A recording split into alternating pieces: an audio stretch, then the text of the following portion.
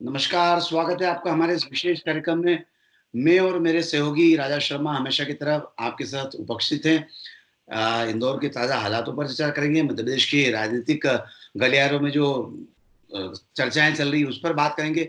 साथ ही बात करेंगे कि क्या स्थिति इंदौर की हो गई है और किस तरह से आगे प्रशासन काम करने जाने जाने वाला है।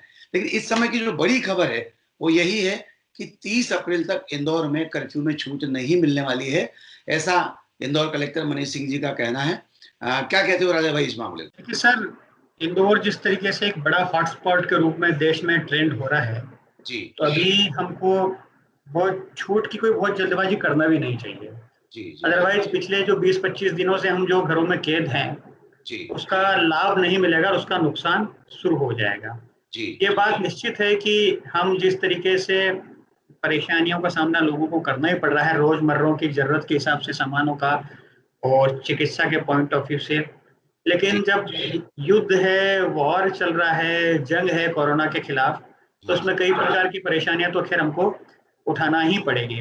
उठाना लेकिन ही जिस तरीके से क्वारंटाइन एरिया से फिगर सामने आ रहे थे जो हम सबको डरा रहे थे, उसके बाद जैसे देर रात तक फिगर आया कि आज 50 लोग ही पॉजिटिव पाए गए हैं, तो जी, एक डाउन टर्म का कर्व स्टार्ट हुआ और एक उम्मीद की किरण मंदी के 250 के जाने के बाद 50 तक का फिगर आ रहा। हालांकि फिगर छोटा हो या बड़ा हो, बड़ा बड़ा ही होता है, जी, लेकिन जिस तरीके से हमको डर लग रहा था कि कहाँ जाके रुकेंगे, तो एक छोटा सा गुड संकेत सामने आया कि अब इंदौर हो सकता है कि सही राह पे जा रहा हो और आने वाले दिनों में हालात सुधर रहे हों। तो अभी आम जनता को भी ये नहीं सोचना चाहिए, जल्दबाजी नहीं करना चाहिए कि जी, क्यों ना हमको छूट मिल जाए। क्या होगा, छूट मिलने के बाद एक भी व्यक्ति इन्फेक्टेड घूम रहा होगा, तो वो कितने हजारों लोगों को इन्फेक्टेड करके आएगा इसका अंदाज नहीं है। क्योंकि पूरा कोरोना का पूरा गणित 14, 16, 18 दिनों का ही रहता है। जी, यदि उन दिनों में इन्फेक्शन बाहर आ जाता है, तभी आ जाता। मालूम पड़ा कि 12वां 13वां दिन छूट हो गई और व्यक्ति बाहर जाके किसी को टच करके आ गया जी, या स्प्रेड करके आ गया, तो जी, फिर वो न जाने कितने लोग और खड़े हो जाएंगे। ऐसे जी, में पूरा कंट्रोलिंग इसका, जिसको कहते हैं ना, इसकी दूरी ही दवा है। हम जी, जितनी दूरी बनाएंगे वही हमारी दवाई का काम करेगी। इसकी कोई करेगी। वैक्सीन कभी बनी ही नहीं है, हम जान नहीं रहे इस बात को। तो दुनिया अभी इस बात को समझ रही है ना। देखिए, भारत तो खैर पिछले 20-25 दिन से ऑलरेडी है ही लॉकडाउन में, लेकिन इंटरनेशनली आप देखिए जो बड़े बड़े सामर्थ्य देश हैं, वो जी, यदि देश इसी राह चल रहे हैं, लॉकडाउन की राह चल रहे हैं, तो जी, अंदाज लगाइए कि लॉकडाउन के अलावा क्या रास्ता है। तो फिर क्या लॉकडाउन खुलने से लाभ क्या है, बताइए आप। सही बात, यदि आपका पूरा कंट्रोल नहीं हुआ है, तो लॉकडाउन खुलने से भी राह एकदम आसान नहीं होगी। आसान तो नहीं है। हो सकता है हम 10-5 दिन 15 दिन परेशानी और भुगत लें, तकलीफ और देख लें। हाँ, तकलीफ के लिहाज से देखा जाए तो सबसे ज्यादा तकलीफ अपन भी समझ रहे हैं इन बातों को कि जो एकदम मजदूर वर्ग का व्यक्ति है, जो जी, रोज कमाता और रोज खाने वाला व्यक्ति, उसके सामने दिहाड़ी संकट खड़ा हुआ है। लेकिन एकदम यदि हमारे सड़क इंदौर नगर निगम के कमिश्नर आशीष सिंह जी जुड़ चुके हैं। आशीष भाई स्वागत है। हम एक लाइव शो कर रहे हैं, मैं और राजा शर्मा जी। इस समय जो शहर के सूरत हाल है और जिस समय आपने पूरे शहर में जो वितरण की व्यवस्था को काफी अच्छे से नगर निगम ने संभाला है, तो क्या कहते हैं? कोरोना से लड़ने का एकमात्र जो माध्यम है वो ये है कि लॉकडाउन और कर्फ्यू जो है बहुत सख्ती से जारी रहे। बीच में आवश्यक जो सेवाएं हैं, खासतौर पर राशन की जो हम लोगों ने 13 चीज़ें निकाली हुई हैं, उन चीज़ों की आपूर्ति में कोई बाधा न हो, लोगों को बहुत ज़्यादा असुविधा न हो, इसके लिए नगर निगम के द्वारा कचरा गाड़ी के साथ में ऑर्डर लेने की सुविधा प्रारंभ हुई है। आज सुबह ही पर 9 बजे ऑर्डर किया और 2 बजे डिलीवरी हुई। तो ये निश्चित तौर पर थोड़ा सा समय लगेगा, लेकिन आपने प्लान को काफी सुधार दिया है। सभी को ये निर्देश दिए गए हैं और जो पूरी प्लानिंग हुई है वो इस हिसाब से हुई है कि अगर आज हमको कोई ऑर्डर मिलता है तो हम लोग हर हालत में उसका सप्लाई कर दें। एक दिन से ज़्यादा का डिले ऑर्डर में किसी हिसाब से नहीं होना चाहिए। इस संबंध में सभी को निर्देश भी जारी किए गए हैं। कुछ उनकी जो समस्याएं थी वो भी सुनी गई हैं। प्रत्येक किराने वाले को हम लोग इस तरीके से भी सपोर्ट कर रहे हैं कि अगर उसको लोडिंग रिक्शा की आवश्यकता है तो वो नगर निगम के द्वारा उसको फ्री में दिया जाएगा।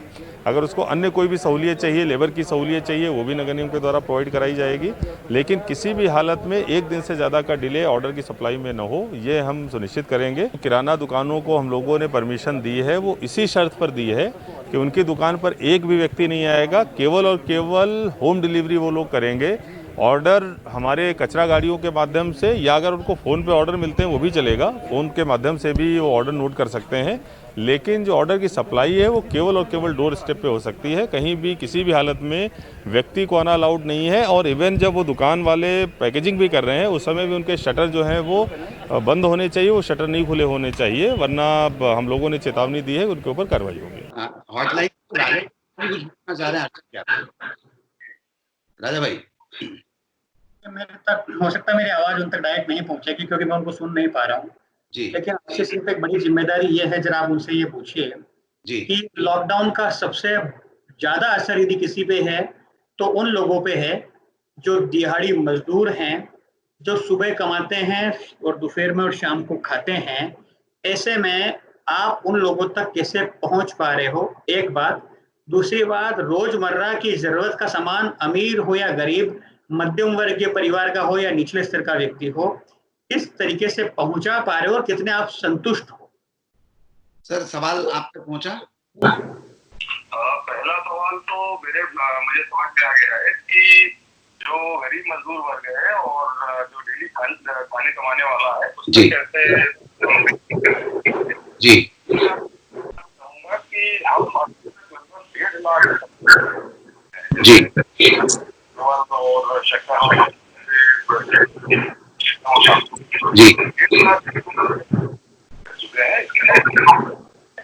कुछ सामान्य गरीबों की आते हैं राशन के पैकेट देते हैं जी है जिसमें जो भी काम कर रही हैं जी हम लोग लगभग 4000 परिवारों को जो राशन पहुँचाते हैं जी की संख्या चलते बढ़ा के हम लोग 60 कर रहे हैं। कभी भी ये शिकायत आती है कि हमारे नंबर बहुत मुश्किल से डायल होता है। जी इसका कारण यही है कि कॉल बहुत ज्यादा आती है, डेली 8000 के आसपास आती है, लेकिन लाइन जो है वो 25-35 होने के बाद उनको उसमें समस्या आती है।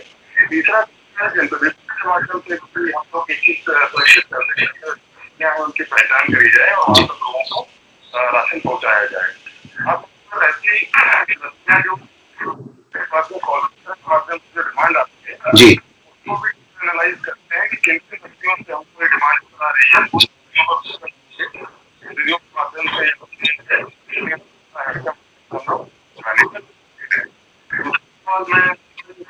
आशीष भाई, दूसरा सवाल जो था राजा भाई का था कि गरीब हो या अमीर, बाकी सब लोगों तक और निचले स्तर के लोगों तक कैसे पहुंचने में कामयाब हो पा रहे हैं, जो दिहाड़ी मजदूर है, जो लोग? नहीं, ये उसी चीज का जवाब दे रहा था कि जो इस प्रकार के लोग हैं जिनके पैसे जिनके यहाँ राशन खत्म हो गया है जी उनके लिए फ्री में राशन के पैकेट पहुँचाने के लिए जो व्यवस्था करी है, 1.5 लाख अभी तक हम लोग पैकेट इसमें दे चुके हैं। जी पहले हम लोगों ने कुछ डोनेशन दिए राशि प्राप्त लगा रहे हैं जिससे कि ऐसे लोग हैं उन तक पहुँच सके और उनको राशन की आपूर्ति हम लोग करा सकें। आशीष भाई, थोड़ा सा व्यक्तिगत सवाल था कि आप देखकर पूरे समय से लेकर रात तक नगर निगम व्यवस्थाओं को अंजाम देते हैं और कुछ वीडियो और कुछ फोटो आए हैं कि आप खाना भी वहीं सेंटर्स पर खा रहे हैं जहाँ से लोगों को बन के जा रहा है। इस बात में कितनी सच्चाई है? बिल्कुल ये सच्चाई है, क्योंकि मैं जो है दिन के समय रात में एक बार जो जाता हूँ और जैसे एक हमसे संस्थाएं जो भेजती हैं जी लोगों को देने के लिए बचने के लिए जी कभी इंश्योरेंस हो जाता है कि मतलब एक ग्रुप भी नहीं करते हैं और मैं हमारी टीम भी लोग उसी प्रकार से 20-25 जो पैकेट है वो हम लोग बनाकर हैं। क्वालिटी की हो जाती है, नहीं क्वालिटी लोगों को पैकेट दिए जा रहे हैं और प्लस हमसे बातचीत करने के लिए बहुत बहुत शुक्रिया। तो ये थे इंदौर नगर निगम के कमिश्नर। बड़ी खबर भाई है कि मिलिटेंट अटैक सोपोर के अंदर और 3 सीआरपीएफ के जवान शायद उसके अंदर शहीद हुए हैं, ऐसी बड़ी खबर आ रही है। राजा भाई, वापस खबर के बारे में जानना चाह रहा हूँ मैं। सोपोर के अंदर, जम्मू कश्मीर में सोपोर के अंदर मिलिटेंट अटैक हुआ है और एक बड़ी खबर यह है कि 3 जवान शायद शहीद हो सकते हैं, ऐसी संभावनाएं हैं और वो बंकर के अंदर किया गया अटैक है। ये खबर अभी लेटेस्ट है। बड़ी खबर है, इस समय जम्मू कश्मीर के सोपोर में जो हमला किया गया उसमें जवान शहीद हुए हैं। हम उनकी आत्मा की शांति के लिए प्रार्थना कर सकते हैं। बहरहाल इस समय जब कोरोना वायरस का इतना बड़ा इम्पैक्ट चल रहा है, इस तरह से जिहादी, आतंकवादी, पाकिस्तान परस्त लोग जो हमले कर रहे हैं, वो निश्चित तौर पर निंदनीय है। अभी हम बात कर रहे थे इंदौर नगर निगम के कमिश्नर आशीष सिंह जी से, जो जिनकी पूरी टीम तन्मयता के साथ काम कर रही है। अधिकारियों, कर्मचारियों के साथ साथ पूरी टीम की हौसला अफजाई की जरूरत इस बात को लेकर है राजा भाई, कि लगातार लोगों को शुरुआती दिनों में दिक्कत हुई, लेकिन सुबह 9 बजे ऑर्डर करने के बाद 2 बजे अगर आपके घर पर सामान पहुंचाने में टीम कामयाब हो रही है, तो निश्चित तौर पर इस टीम की प्रशंसा की जानी चाहिए। नहीं, निश्चित देखिए, मैंने कहा आपसे कि ये रोजमर्रा की जो सामान है उसकी दिक्कतें शुरुआती दिनों में रही है, लेकिन अब सिस्टम बनने में समय लगता है। जब सिस्टम बनने लगता है तो फिर सिस्टम काम करता है जी। और ये केवल इंदौर का मसला तो है नहीं।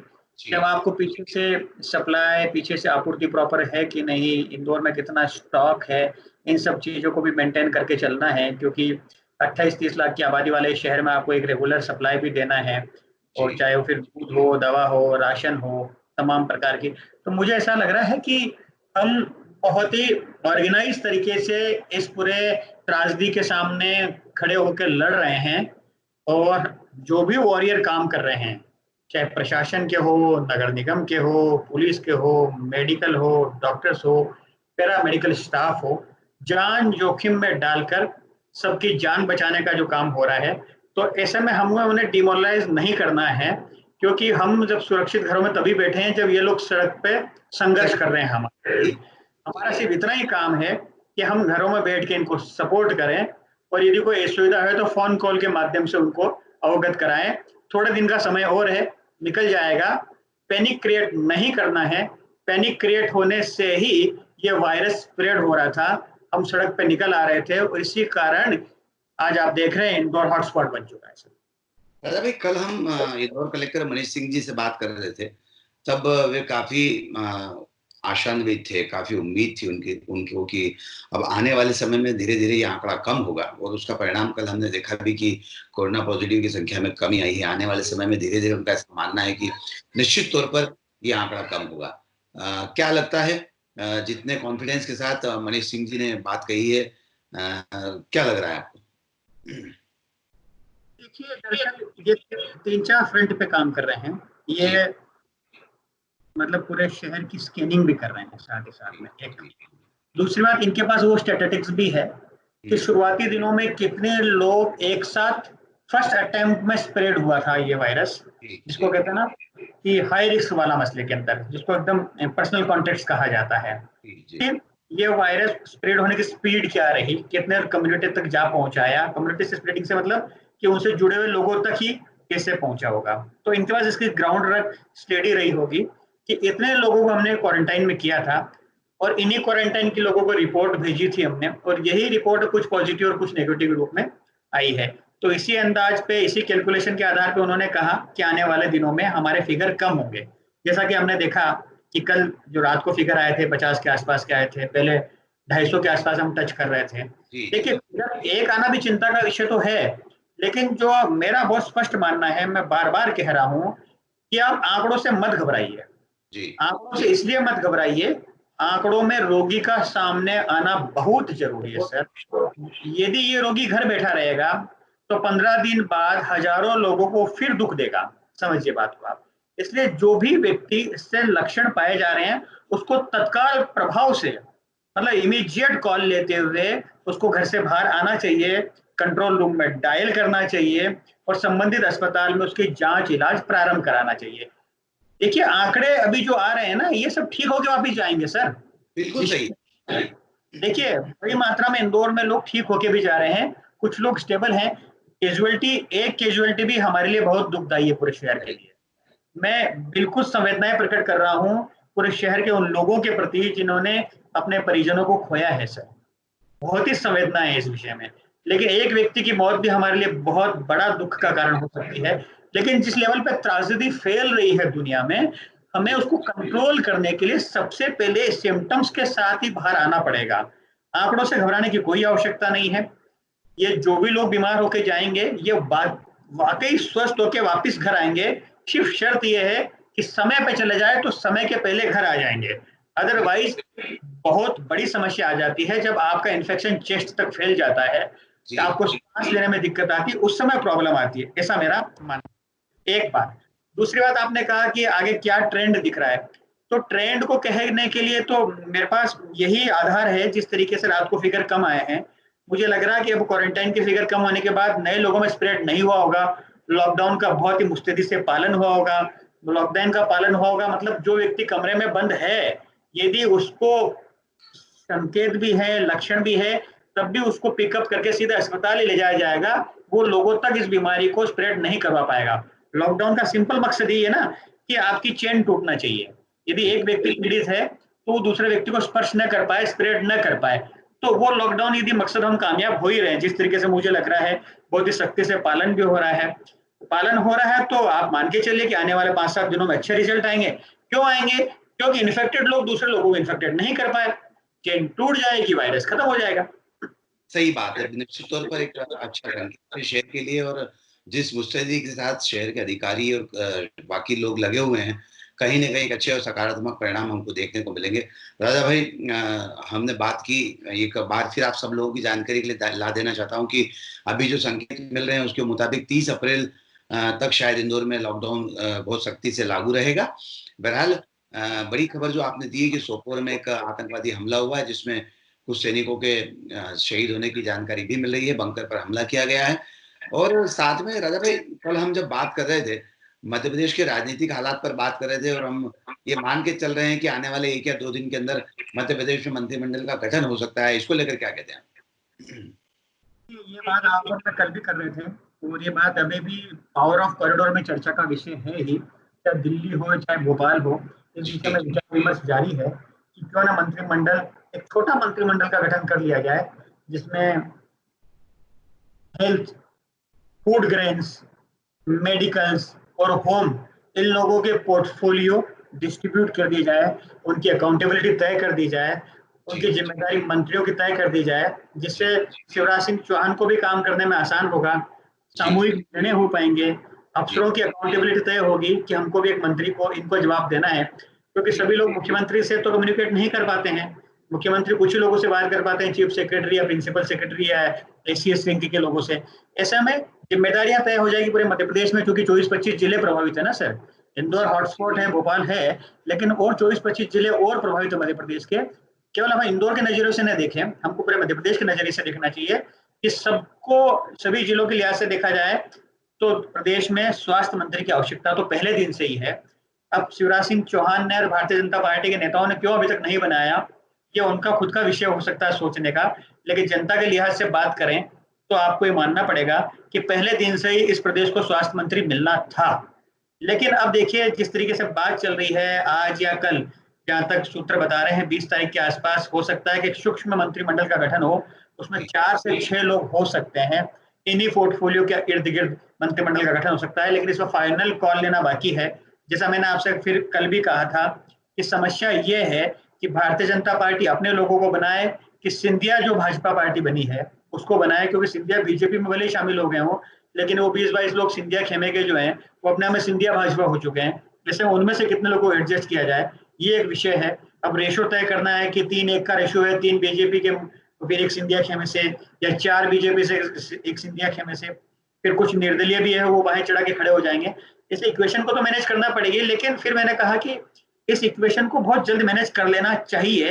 प्रदेश को स्वास्थ्य मंत्री भी चाहिए, गृह मंत्री भी चाहिए, कृषि मंत्री भी चाहिए, जो लॉ एंड ऑर्डर से संबंधित, फूड ग्रेन से संबंधित, मेडिकल से संबंधित निर्णय ले सके। रिजर्व बैंक ने जो नया प्रस्ताव दिया है, नई घोषणा जो की है, उससे आपके आर्थिक मामलों की पकड़ बहुत तगड़ी है।